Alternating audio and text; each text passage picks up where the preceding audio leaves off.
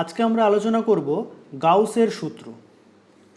1813 সালে বিজ্ঞানী গস, যার সম্পূর্ণ নাম হচ্ছে কার্ল ফ্রেডরিক গস, তিনি তড়িৎ ক্ষেত্রের সঙ্গে আধানের বণ্টনের সম্পর্কযুক্ত একটি সূত্র আমাদের সামনে উপস্থাপন করেন। কি বললাম? তড়িৎ ক্ষেত্রের সঙ্গে আধানের বণ্টন,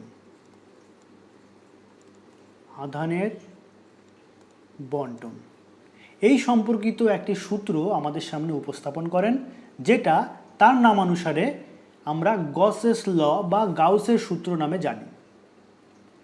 তবু এই প্রসঙ্গে আমি একটা কথা বলে রাখি যে এই যে গাউসের সূত্র, সেটার পেছনে কিন্তু বিজ্ঞানী গসের একমাত্র কৃতিত্ব নয়। 1773 সালে বিজ্ঞানী জোসেফ লুইস ল্যাগ্রেঞ্জ, তিনি সর্বপ্রথম এই গাউসের সূত্রের যে মূল বক্তব্য তার উপস্থাপনা আমাদের সামনে করেছিলেন। তার পরবর্তীতে 1813 সালে কার্ল ফ্রেডরিক গস, তিনি একটা কমপ্লিট সূত্রের আকারে এটি আমাদের সামনে উপস্থাপন করেন, যেটাকে আমরা আজকে গাউসের সূত্র নামে জানি।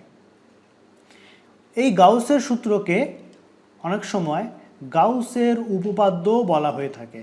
গাউসের উপপাদ্য বা গাউসেস থিওরেম। কি বলা হয়েছে এই গাউসের সূত্রে, সেটা আজকে আমরা একটু বিস্তারিতভাবে আলোচনা করব। প্রথমে দেখা যাক গাউসের সূত্রের মূল বক্তব্যটি কি। বলা হয়েছে যে কোনো বদ্ধ তলের মধ্য দিয়ে অতিক্রান্ত নেট তড়িৎ ফ্লাক্স ওই তলের অভ্যন্তরে অবস্থিত নেট আধান কিউ এবং 1/ε0 এই দুইয়ের গুণফলের সমান হয়। অর্থাৎ কোনো বদ্ধ তলের মধ্য দিয়ে অতিক্রান্ত নেট ফ্লাক্স সেটা যদি ফাই হয়, তাহলে সে ফাই কি হবে? ওই বদ্ধ তলের অভ্যন্তরে অবস্থিত নেট আধান কিউ এবং 1/ε0 এই দুইয়ের গুণফলের সঙ্গে সমান। এই হচ্ছে গাউসের সূত্রের মূল বক্তব্য। ঠিক আছে, এখানে এই যে এপসাইলন নটটা কি? এপসাইলন নট হচ্ছে বায়ু বা শূন্য মাধ্যমের তড়িৎ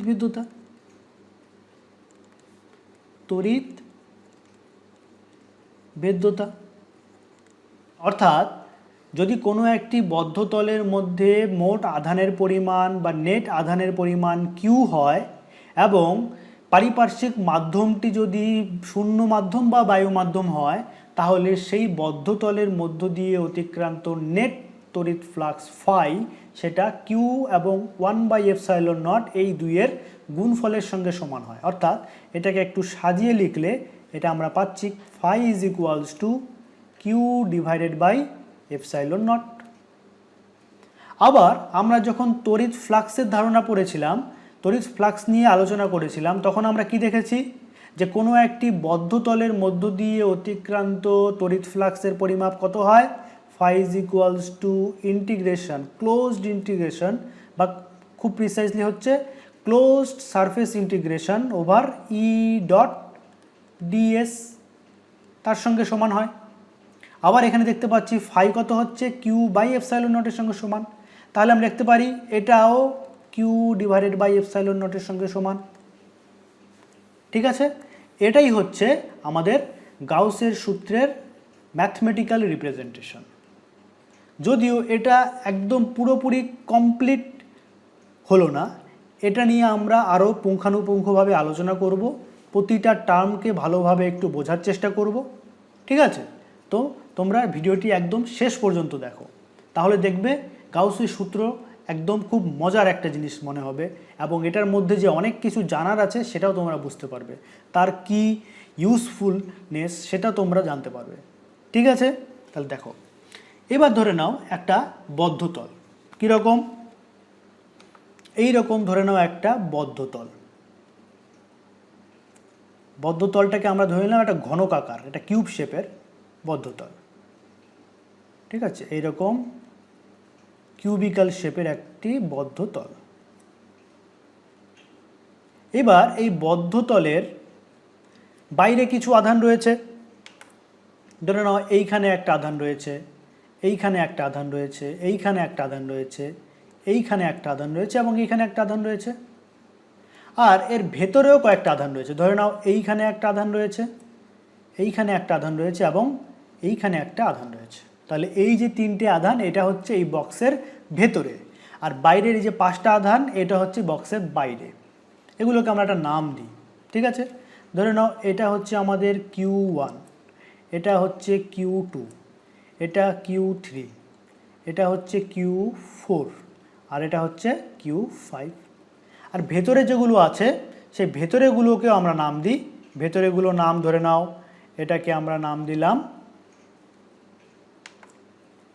Q1, এটাকে আমরা নাম দিলাম Q2 আর এটাকে নাম দিলাম Q3, ঠিক আছে। এইবার দেখো এই যে আধানগুলো রয়েছে, এই আধানগুলোর জন্য এই বদ্ধতলের মধ্য দিয়ে অতিক্রান্ত তড়িৎ ফ্লাক্স কত হবে সেটা আমরা কি দেখেছি। কোনোটি বদ্ধতলের মধ্য দিয়ে অতিক্রান্ত তড়িৎ ফ্লাক্স কী করে বের করতে হয়। আমরা দেখেছি যে ধরে নাও এই একটি বদ্ধতল যদি থাকে এবং সেই বদ্ধতলের মধ্যে ধরে নাও একটা আধান রয়েছে, তাহলে এই আধান কি হবে, এই আধান থেকে তড়িৎ বলরেখাগুলি চারদিক থেকে বেরোতে থাকবে, এইরকম এরকম বেরোবে, আরও কয়েকটা আঁকি, এরকম বেরোবে, এইরকম বেরোবে, এইরকম বেরোবে। এগুলো কি, এগুলো হচ্ছে তড়িৎ বলরেখা। তড়িৎ বলরেখা ধারণা থেকে জানি যে একটি ধনাত্মক আধান থেকে তড়িৎ বলরেখাগুলি বাইরের দিকে বেরোয় এবং এই তড়িৎ বলরেখাগুলি যখন কোনো তল থেকে অতিক্রম করে তখন সেই তড়িৎ বলরেখার সংখ্যার উপর নির্ভর করে আমরা তড়িৎ ফ্লাক্সের পরিমাপ কত সেটা পরিমাপ করতে পারি, তাই তো। তাহলে এখানে যে এই ভেতরে আধানগুলি রয়েছে বা এই বাইরে যে আধানগুলি রয়েছে, এই আধানগুলি থেকে তড়িৎ বলরেখাগুলি চারদিকে বেরোতে থাকবে। এই তড়িৎ বলরেখাগুলির মধ্যে কিছু তড়িৎ বলরেখা এই তলের এই যে বদ্ধতলটি রয়েছে তার মধ্য দিয়ে অতিক্রম করবে, আবার এই বদ্ধতলের অভ্যন্তরে অবস্থিত আধানগুলি থেকে যে তড়িৎ বলরেখাগুলি বাইরের দিকে বেরোবে তার জন্য এটার মধ্যে একটা তড়িৎ ফ্লাক্স কত সেটা আমরা বের করতে পারি।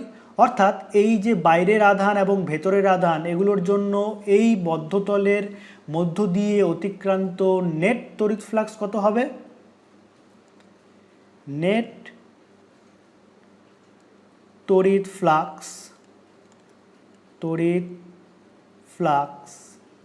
সেটা যদি ফাই হয় সে ফাইটা কত হবে, ইনসাইড অর্থাৎ অভ্যন্তরে অবস্থিত আধানগুলির জন্য যে তড়িৎ ফ্লাক্স সেটার সঙ্গে বাইরে অবস্থিত আধানগুলি অর্থাৎ আউটসাইড আধানগুলির জন্য যে তড়িৎ ফ্লাক্স, এই দুটোকে যোগ করলে পরে আমরা নেট তড়িৎ ফ্লাক্স কত সেটা আমরা পেয়ে যাব। তার কারণ জানি কি, যে তড়িৎ ফ্লাক্স হচ্ছে একটা স্কেলার রাশি, তার মানে স্কেলার যোগফল, প্রতিটা আধানের ইন্ডিভিজুয়াল যে তড়িৎ ফ্লাক্স সেগুলোকে বের করতে পারলে প্রতিটাকে যদি আমি যোগ করে দিই তাহলে আমরা নেট যে তড়িৎ ফ্লাক্স সেটা আমরা পেয়ে যাব। এবার তড়িৎ ফ্লাক্সের যে দ্বিতীয় পার্টের ভিডিওটি রয়েছে সেখানে আমরা বিস্তারিতভাবে আলোচনা করেছি যে কোনো একটি বদ্ধতলের বাইরে যদি কোনো আধান থাকে তাহলে সেই বাইরের আধানগুলির জন্য এই বদ্ধতলের মধ্য দিয়ে অতিক্রান্ত তড়িৎ ফ্লাক্সের পরিমাপ কত হয়, 0। কি কথা বলেছিলাম ওখানে আমরা, যে একটি বদ্ধতলের বাইরে অবস্থিত আধান অর্থাৎ বাহ্যিক কোনো আধানের উপস্থিতিতে কোনো বদ্ধতলের মধ্য দিয়ে অতিক্রান্ত তড়িৎ ফ্লাক্সের পরিমাপ কত হয়, 0। ওখানে আমরা বিস্তারিত আলোচনা করেছি। তাহলে এই পার্টটা 0 হয়ে যাবে, আমাদের কি পড়ে থাকবে, শুধুমাত্র ইনসাইড যে ফাই সেটার জন্য আমাদের সেটাই হবে আমাদের নেট তড়িৎ ফ্লাক্স। এবার ইনসাইড এই যে ফাই কি, ফাই হচ্ছে ইন্টিগ্রেশন ওভার E.ds মানে হচ্ছে Q/ε0, ফাই হচ্ছে Q/ε0 সঙ্গে সমান, তার মানে Q/ε0 ইনসাইডে যেটা রয়েছে সেটা। অর্থাৎ এটাকে যদি আমি আরেকটু সাজিয়ে লিখি তাহলে এটা হবে Q ইনসাইডে যে আধানগুলি রয়েছে /ε0, দেখো ভালো করে খেয়াল করো, এখানে আমরা কি দেখলাম, কিউটা যে কিউ নয়, কিউটাকে আমরা সাফিক্সে লিখলাম ইন। ইন মানে হচ্ছে ইনসাইড, অর্থাৎ এই যে তড়িৎ ফ্লাক্সে, এইটা কি তড়িৎ ফ্লাক্সের পরিমাপ কার জন্য, ভেতরে যে আধানগুলি রয়েছে এই বদ্ধতলের অভ্যন্তরে অবস্থিত আধানগুলির জন্য যে নেট তড়িৎ ফ্লাক্স সেটা। এখানে কিউটা কি, এখানে কিউ হচ্ছে Q1 plus Q2 plus Q3, বোঝা গেল? তাহলে এইখানে যে আমরা এক্সপ্রেশনটা লিখেছিলাম গাউসের সূত্র থেকে, এখানে আমরা একটা সাফিক্সে লিখে দিই IN, অর্থাৎ এই যে আধান বলতে আমরা যেটা বোঝাচ্ছি সেটা হচ্ছে এই বদ্ধতলের অভ্যন্তরে অবস্থিত নেট আধান। এই কথাটি এখানে বলা হয়েছে যে এই তলের অভ্যন্তরে অবস্থিত নেট আধান কিউ। তাহলে যদি কোনো একটি বদ্ধতলের চারপাশে অসংখ্য আধান থাকে ভেতরে এবং বাইরে মিলিয়ে, তাহলে ওই বদ্ধতলের ভেতরে যে আধানগুলি রয়েছে তার জন্য যে নেট আধান হবে সেই নেট আধানকেই আমরা এই ক্ষেত্রে ধরব। এখানে যে কিউ বাই এপসাইলন নটের কথা বলা হয়েছে এটা কিন্তু বাইরের আধানগুলো এর মধ্যে আসবে না, শুধুমাত্র ভেতরের আধানগুলো। বোঝা গেল পরিষ্কার? আচ্ছা, তাহলে এই পার্টটা মোটামুটি আমাদের ক্লিয়ার হলো। এইবার এই জায়গাটাতে একটু মন দিয়ে শোনো। এখানে যে আমরা তড়িৎ ক্ষেত্র প্রাবল্য ই এর কথা ধরেছি, আমরা কি জানি যে কোনো একটি আধান, সেই আধান তার চারপাশে তড়িৎ ক্ষেত্র তৈরি করে। সেই তড়িৎ ক্ষেত্র আছে মানে সেখানে একটা তড়িৎ ক্ষেত্র প্রাবল্য রয়েছে। এবার এই যে তড়িৎ ক্ষেত্র প্রাবল্য ই, সেই তড়িৎ ক্ষেত্র প্রাবল্য ই কার জন্যে? এই যে বাইরে আধানগুলি রয়েছে তার জন্যে, নাকি ভেতরে আধানগুলি রয়েছে তার জন্যে, নাকি বাইরে এবং ভেতরে যে আধানগুলি রয়েছে সবার জন্যে? এই জায়গাটাতেই মন দিয়ে জানার বিষয় আছে এখানে। দেখো, ধরে নাও এই যদি আমাদের একটা বদ্ধতল হয়, এই রকম একটা আমাদের বদ্ধতল রয়েছে, ঠিক আছে? তো এই বদ্ধতলের ভেতরে ধরে নাও একটা আধান রয়েছে, এটা হচ্ছে আমাদের ধরে নাও ক্যাপিটাল কিউ। তাহলে এই আধান থেকে কি তড়িৎ বলরেখাগুলি বাইরের দিকে বেরোচ্ছে এরকম। তড়িৎ বলরেখা কি করে? তড়িৎ বলরেখা হচ্ছে যে কোনো একটি আধান যে তার চারপাশে তড়িৎ ক্ষেত্র তৈরি করে, সেই তড়িৎ ক্ষেত্রটা কীরূপভাবে বণ্টিত সেটাকে চোখে দেখার সহায়ক, অর্থাৎ ভিজুয়ালাইজ করার জন্য মাইকেল ফ্যারাডে সর্বপ্রথম এই বলরেখার ধারণা নিয়ে আসেন। অর্থাৎ এটা দ্বারা কি বোঝাচ্ছি যে এখানে একটা তড়িৎ ক্ষেত্র রয়েছে, আর তড়িৎ ক্ষেত্র রয়েছে মানে তড়িৎ ক্ষেত্র প্রাবল্য রয়েছে।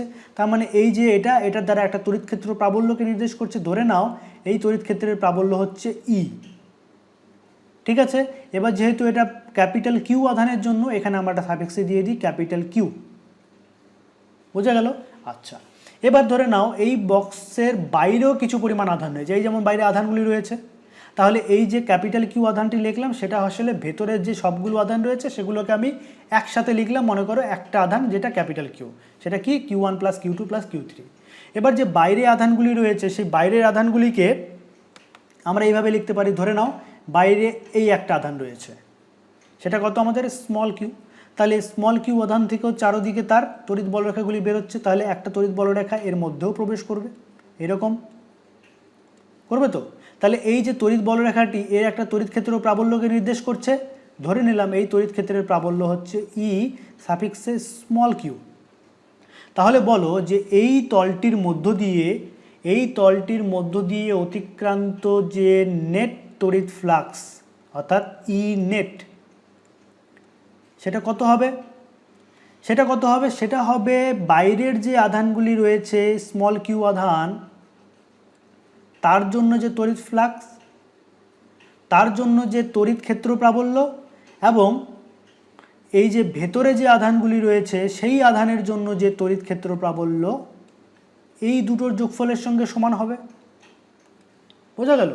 এইখানে ই হচ্ছে ই নেট, অর্থাৎ নেট তড়িৎ ক্ষেত্র প্রাবল্য। কার জন্য? এটা হচ্ছে শুধুমাত্র ভেতরের আধানের জন্য নয়, শুধুমাত্র বাইরের আধানের জন্য নয়, এই বক্সের আশেপাশে থাকা সমস্ত আধানের মিলিয়ে, অর্থাৎ ক্যাপিটাল কিউ অর্থাৎ অভ্যন্তরে থাকা আধানগুলির জন্য যে তড়িৎ ক্ষেত্র প্রাবল্য এবং বাইরে থাকা যে আধানগুলি রয়েছে তার জন্য যে তড়িৎ ক্ষেত্র প্রাবল্য, সেই দুটোকে মিলিয়ে যে নেট তড়িৎ ক্ষেত্র প্রাবল্য হবে, এখানে ই হচ্ছে সেটা। এটা নিয়ে অনেকের মধ্যে কনফিউশন থাকতে পারে যে এখানে যে তড়িৎ ক্ষেত্র প্রাবল্যের কথা বলা হয়েছে এটা হয়তো এই যে ভেতরে অবস্থিত আধানগুলি রয়েছে সেই আধানের জন্য তড়িৎ ক্ষেত্র প্রাবল্য না। এই জায়গাতে একটা স্পষ্ট তোমাদের ধারণা থাকা দরকার। আশা করা যায় এরপর থেকে এই ভুলটা তোমাদের আর হবে না। এইখানে যে তড়িৎ ক্ষেত্র প্রাবল্য এটা হচ্ছে এই বদ্ধতলের ভেতরে বা বাইরে সমস্ত আধানগুলির জন্য যে নেট তড়িৎ ক্ষেত্র প্রাবল্য এটা হচ্ছে সেটা। এটা শুধুমাত্র অভ্যন্তরে থাকা আধানের জন্য নয়। আর এখানে যে আধানটি সেটা শুধুমাত্র অভ্যন্তরে থাকা আধান, বাইরে আধানগুলির জন্য তড়িৎ ফ্লাক্সের পরিমাপ শূন্য হয়। পরিষ্কার? তাহলে এটা হচ্ছে এখন একটা কমপ্লিট এক্সপ্রেশন, গাউসের সূত্রের ম্যাথমেটিক্যাল রিপ্রেজেন্টেশন। এখানে হতেই পারে দেখো এখানে যেটা বুঝতে পারছি আমরা, এই যে ক্যাপিটাল কিউ আধানটি রয়েছে, ক্যাপিটাল কিউ আধানটির জন্য যে তড়িৎ ক্ষেত্র প্রাবল্য ই কিউ, এটা কি বাদিক থেকে ডান দিক বরাবর যাচ্ছে। আর এখানে স্মল কিউ আধানের জন্য যে তড়িৎ ক্ষেত্র প্রাবল্য এটা ডান দিক থেকে বাদিক যাচ্ছে। তাহলে এর মধ্য দিয়ে নেট তড়িৎ ক্ষেত্র প্রাবল্য কত হবে? অ্যাকচুয়ালি যদি আমরা এটাকে লিখি তাহলে ই নেট হওয়া উচিত E Q minus E small Q. যদি এটাকে আমরা ধনাত্মক ধরি তাহলে এটা ঋণাত্মক। এটা হচ্ছে নেট। পরিমাপটা হয়তো কম বা বেশি হবে, এর মানে এই নয় যে এটা যা হবে সেটাকে আমরা যোগ করে দেবো, না, এটা নর্মাল যোগ করলে চলবে না। এটা আমরা আগেও আলোচনা করেছিলাম যে তড়িৎ ক্ষেত্র প্রাবল্য এটা একটা ভেক্টর রাশি এবং ভেক্টর রাশির যোগফল ভেক্টর যোগের নিয়ম অনুযায়ী হয়। সেক্ষেত্রে মানের পাশাপাশি তার অভিমুখ বা দিকটিকেও গুরুত্ব দিতে হবে। তাহলে সেক্ষেত্রে দেখা যাবে যে বাইরে যে আধান, ভেতরে যে আধানটি রয়েছে তার জন্য যে তড়িৎ ক্ষেত্র প্রাবল্য এবং বাইরে যে আধানটি রয়েছে তার জন্য যে তড়িৎ ক্ষেত্র প্রাবল্য, তার সম্মিলিত ক্রিয়ার ফলে যে নেট তড়িৎ ক্ষেত্র প্রাবল্য সেটা হচ্ছে এই। পরিষ্কার? তাহলে আমাদের গাউসের সূত্রের মূল বক্তব্য যেটা এখানে বলা ছিল সেটার একটা কমপ্লিট এক্সপ্রেশন আমরা পেয়ে গেলাম। সেটা হচ্ছে phi is equals to closed surface integration over E dot ds that is equals to q inside divided by epsilon naught। অর্থাৎ ওই বক্সের বা ওই বদ্ধতলের অভ্যন্তরে অবস্থিত আধানের পরিমাণ তাকে যদি আমরা তার পারিপার্শ্বিক মাধ্যমের তড়িৎভেদ্যতা অর্থাৎ এপসাইলন নট দ্বারা ভাগ করে দিই তাহলে আমরা ওই বদ্ধতলের মধ্য দিয়ে অতিক্রান্ত নেট তড়িৎ ফ্লাক্সের পরিমাপ ফাই সেটা আমরা পেয়ে যাব। এইখানে যে আমরা বদ্ধতলটির কথা বারবার বলছি, এখানে যে বলেছে গাউসের সূত্র, এই গাউসের সূত্রটি এখানে একটা নোট ডাউন করার মতো বিষয় যে গাউসের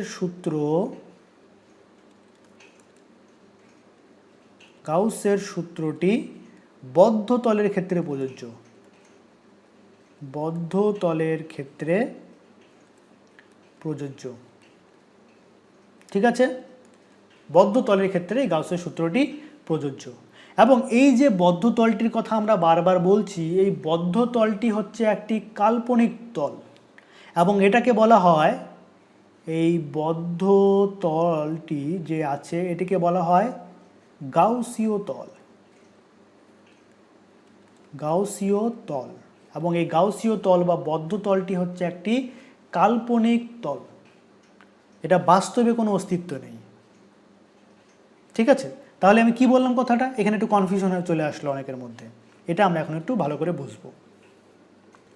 দেখো আমরা যখন কুলম্বের সূত্র পড়েছি তখন কুলম্বের সূত্রের ক্ষেত্রে আমরা কি দেখেছি যে কোনো একটি আধান আমরা দেখেছি, এটা একটু উপরে তুলে নিই, হ্যাঁ, কোনো একটি আধান ধরে নাও এইখানে একটা আধান রয়েছে প্লাস কিউ, তাহলে এই আধান কি করবে, তার চারপাশে তড়িৎ ক্ষেত্র তৈরি করবে। সেই তড়িৎ ক্ষেত্রের মধ্যে এই আধান থেকে আর দূরত্বে অবস্থিত পি বিন্দুতে তড়িৎ ক্ষেত্র প্রাবল্যের মান কত সেটা আমরা ইজিলি বের করে ফেলতে পারছি। তড়িৎ ক্ষেত্র প্রাবল্যের মান হচ্ছে 1/4πε0 q/r²। এই পি বিন্দুতে তড়িৎ ক্ষেত্র প্রাবল্যের মান হচ্ছে এটা।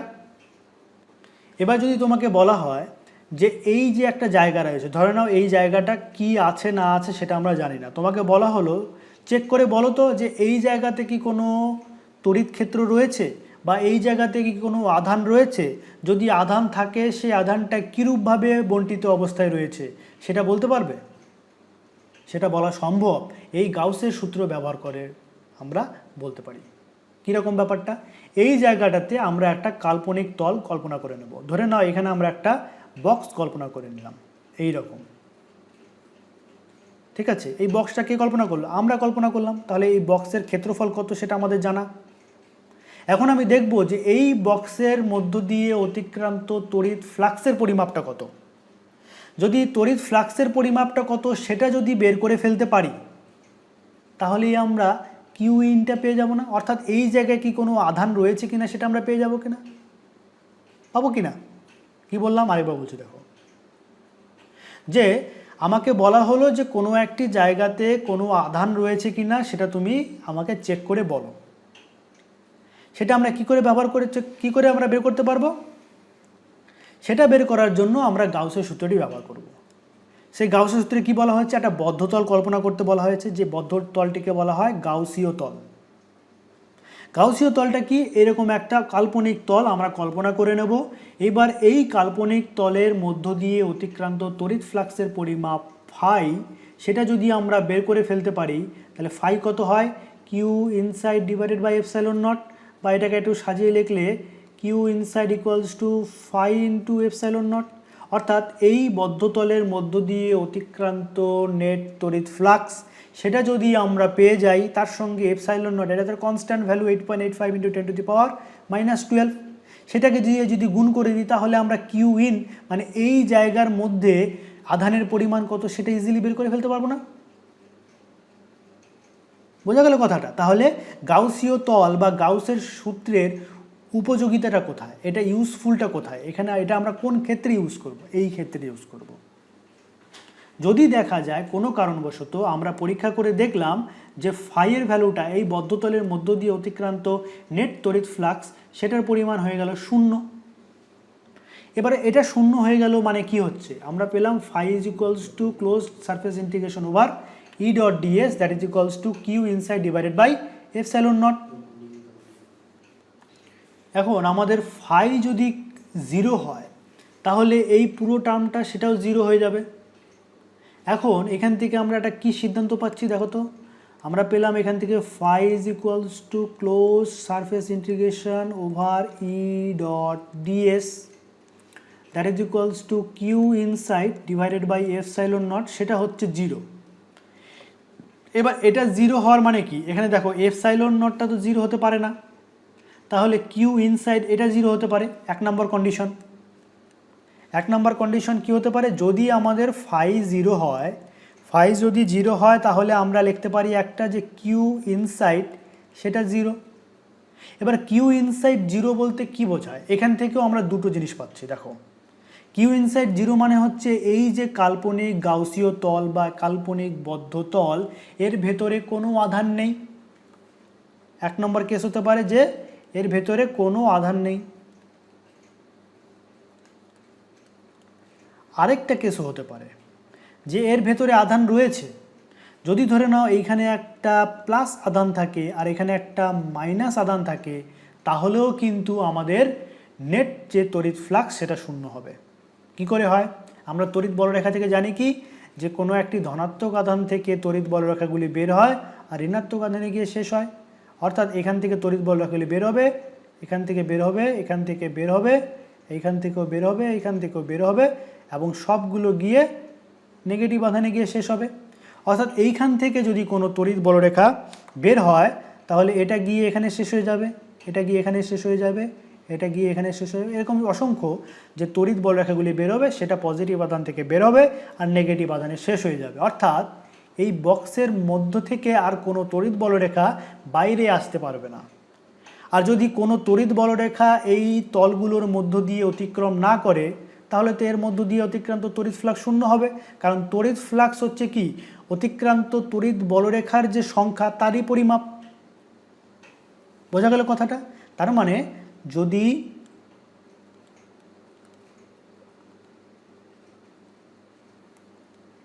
সমমানের বিপরীতধর্মী আধান থাকে, দুটি সমমানের বিপরীতধর্মী আধান যদি কোনো একটি বদ্ধতলের মধ্যে থাকে সেক্ষেত্রেও তড়িৎ ফ্লাক্সের মান শূন্য হবে। আবার যদি এর ভেতরে কোনো আধান না থাকে তাহলেও তড়িৎ ফ্লাক্সের মান শূন্য থাকবে। এটা একটা কেস হতে পারে। দ্বিতীয় আরেকটা কি হতে পারে, এই এক্সপ্রেশনটা থেকে আমরা কি দেখতে পাচ্ছি যে ফাই যদি 0 হয় তাহলে এই যে কাল্পনিক যে তলটা তো অস্তিত্ব রয়েছে একটা, মানে কাল্পনিক তল, কিন্তু তার একটা ক্ষেত্রফল তো রয়েছে। তাহলে ক্ষেত্রফল এই পরিমাপটা তো কখনো শূন্য হতে পারে না, তার মানে তড়িৎ ক্ষেত্র প্রাবল্য সেটা শূন্য হতে পারে। ঠিক আছে, অর্থাৎ যদি আমাদের ই শূন্য হয়, যদি আমাদের ই শূন্য হয়ে যায়, সেটা কি বোঝাচ্ছে? ই শূন্য হয়ে যাওয়ার মানে হচ্ছে এই যে আমরা দেখলাম ই কিউ আর ই প্লাস কিউ, অর্থাৎ মানে কি যে এই তলের মধ্য দিয়ে অতিক্রান্ত যে নেট তড়িৎ ক্ষেত্র প্রাবল্য সেটা শূন্য। ই জিরো মানে হচ্ছে ই নেট, সেটা হচ্ছে আমাদের জিরো। তার মানে কি যতগুলো তড়িৎ বলরেখা এই তলের মধ্য দিয়ে বাইরে বেরোচ্ছে, ঠিক তত সংখ্যক তড়িৎ বলরেখা এই তলের মধ্য দিয়ে ভেতরে ঢুকছে, এবং সেই ক্ষেত্রে এই বদ্ধতলের মধ্য দিয়ে অতিক্রান্ত নেট যে তড়িৎ বলরেখা বা নেট তড়িৎ ক্ষেত্র প্রাবল্য সেটা শূন্য হবে। বোঝা গেল? তাহলে আমরা এখান থেকে দেখতে পাচ্ছি যে কোনো একটি জায়গাতে তড়িৎ ক্ষেত্র প্রাবল্য কত সেটা পরিমাপ করার জন্য আমরা গাউসের সূত্রটা ব্যবহার করতে পারি। যদি এরকম একটা কাল্পনিক তল কল্পনা করি এবং তার মধ্য দিয়ে অতিক্রান্ত তড়িৎ ফ্লাক্সের পরিমাপ দেখি, যদি সেটা শূন্য হয় তাহলে আমরা বলতে পারি সেখানে কোনো তড়িৎ ক্ষেত্র প্রাবল্য নেই, বা নেট তড়িৎ ক্ষেত্র প্রাবল্য শূন্য, অর্থাৎ কিছু পরিমাণ আছে কিন্তু যে পরিমাণ তড়িৎ ক্ষেত্র প্রাবল্য বাইরের দিকে বেরোচ্ছে ঠিক সেই পরিমাণ তড়িৎ ক্ষেত্র প্রাবল্য আবার ভেতরে ঢুকছে, অর্থাৎ নেট তড়িৎ ক্ষেত্র প্রাবল্য শূন্য হচ্ছে। আবার কি পাচ্ছে যে এখানে যদি কোনো আধান থাকে সেই আধান থেকে তড়িৎ বলরেখাগুলি বাইরের দিকে বেরোবে, এবং তড়িৎ বলরেখা বাইরের দিকে বেরোলে পরেই সেখানে একটা তড়িৎ ফ্লাক্স থাকবে। কিন্তু যখন তড়িৎ ফ্লাক্স শূন্য তার মানে ভেতরে কোনো আধান নেই, সেটা হতে পারে, অথবা ভেতরে নেট আধান সেটা শূন্য, অর্থাৎ সেখানে পজিটিভ এবং নেগেটিভ দুটি আধান রয়েছে, যার ফলে কি হচ্ছে পজিটিভ আধান থেকে তড়িৎ বলরেখাগুলি বাইরে বেরোচ্ছে এবং নেগেটিভ আধানে গিয়ে শেষ হয়ে যাচ্ছে। তাহলে এই যে আমরা প্রথমে দেখলাম যে গাউসের সূত্রতে বিজ্ঞানী গাউস যেই কথাটি নিয়ে আমাদের গাউসের সূত্রটি উপস্থাপন করেছেন সেখানে কি বলা হয়েছে যে তড়িৎ ক্ষেত্রের সঙ্গে আধানের বন্টনের সম্পর্ক, অর্থাৎ কোনো একটি জায়গাতে তড়িৎ ফ্লাক্স যদি আমরা বের করতে পারি, তড়িৎ ফ্লাক্স কি? তড়িৎ ফ্লাক্স হচ্ছে তড়িৎ ক্ষেত্র প্রাবল্যের সঙ্গে সম্পর্কযুক্ত তথা তড়িৎ ক্ষেত্রের সঙ্গে সম্পর্কযুক্ত। অর্থাৎ তড়িৎ ক্ষেত্র যদি আমরা বের করতে পারি বা তড়িৎ ফ্লাক্স যদি বের করতে পারি, তাহলে সেই বদ্ধতলের মধ্যে বা সেই অঞ্চলটির মধ্যে বা সেই অংশটির মধ্যে মোট যে আধান কতটা রয়েছে বা কিভাবে তারা রয়েছে সেই পরিমাপটা আমরা বের করে ফেলতে পারি। এটাই হচ্ছে গাউসের সূত্রের মূল বক্তব্য বা তার মূল উপযোগিতা, যে গাউসের সূত্র ব্যবহার করে আমরা কোনো একটি জায়গাতে আধানের বন্টন কীরকম সেটা সহজেই পরিমাপ করতে পারি। এবং আমরা এই যে যেমন দেখলাম যে একটি কোনো আধান যদি থাকে তাহলে আধানের জন্য তার চারপাশে একটা তড়িৎ ক্ষেত্র তৈরি হয়, এবং তড়িৎ ক্ষেত্রের মধ্যে যে কোনো একটা বিন্দু পিতে তড়িৎ ক্ষেত্র প্রাবল্যের মান কুলম্বের সূত্র ব্যবহার করেই বের করে ফেলতে পারি। আচ্ছা, তড়িৎ ক্ষেত্র প্রাবল্যের মান যখন কুলম্বের সূত্র ব্যবহার করে আমরা বের করে নিতে পারছি, তাহলে শুধু গাউসের সূত্রের আলাদা করে কি বিশেষত্ব থাকে? এমন অনেক ক্ষেত্রই থাকে যখন আমরা এই কুলম্বের সূত্রটিকে ব্যবহার করতে পারি না, সেই ক্ষেত্রে গাউসের সূত্র ব্যবহার করে আমরা সহজেই সেই অঞ্চলে তড়িৎ ক্ষেত্র প্রাবল্যের মান বের করে ফেলতে পারি। অর্থাৎ যেই অঞ্চলে মনে করো এই ফাঁকা জায়গাটাতে এইখানে যে তড়িৎ ক্ষেত্র প্রাবল্যের, এখানে একটা কোনো জায়গা বলে দিলাম, এই জায়গা বলো তো এই জায়গাতে তড়িৎ ক্ষেত্র প্রাবল্যের মান কত, কি করে বের করবে? এই জায়গাতে আমরা একটা বদ্ধতল কল্পনা করব, সেই বদ্ধতলটা কি আসলে হচ্ছে আমাদের গাউসীয় তল। তাহলে এই গাউসীয় তলের মধ্য দিয়ে অতিক্রান্ত নেট তড়িৎ ফ্লাক্স ফাই কত সেটা যদি আমরা পরিমাপ করে ফেলতে পারি, এবং যেই তলটি কল্পনা করলাম সেটা তো আমরা কল্পনা করেছি, তাহলে তার যে ক্ষেত্র ফল সেটা আমরা জানা আছে, সেটা যদি আমরা জানি, এই ফাই যদি জানি, তাহলে ইটা ইজিলি বের করে ফেলতে পারবো। কথা বোঝা গেল? তার মানে কুলম্বের সূত্র যেই ক্ষেত্রে ব্যবহার করা যায় না সেই ক্ষেত্রে আমরা গাউসের সূত্র ব্যবহার করে সেই অঞ্চলে তড়িৎ ক্ষেত্র প্রাবল্য বের করতে পারি, বা সেই জায়গাতে কোনো আধান রয়েছে কিনা সেটা দেখতে পারি, যদি আধান থাকে তাহলে তারা কিভাবে বণ্টিত রয়েছে সেটাও আমরা বের করতে পারি। বোঝা গেল? তাহলে আজকের বক্তব্য আমি একটা ছোট্ট কথা দিয়ে শেষ করব। সেটা হচ্ছে এই যে গাউসীয় তলের কথা আমরা কল্পনা করছি, গাউসীয় বদ্ধ তলের কথা কল্পনা করছি, এই ক্ষেত্রে একটা নোট করার মতো বিষয় রয়েছে। সেটা হচ্ছে যে এই গাউসীয় তলের সকল বিন্দুতে, এটাকে লিখি, সেটা হচ্ছে গাউসীয় তলের সকল বিন্দুতে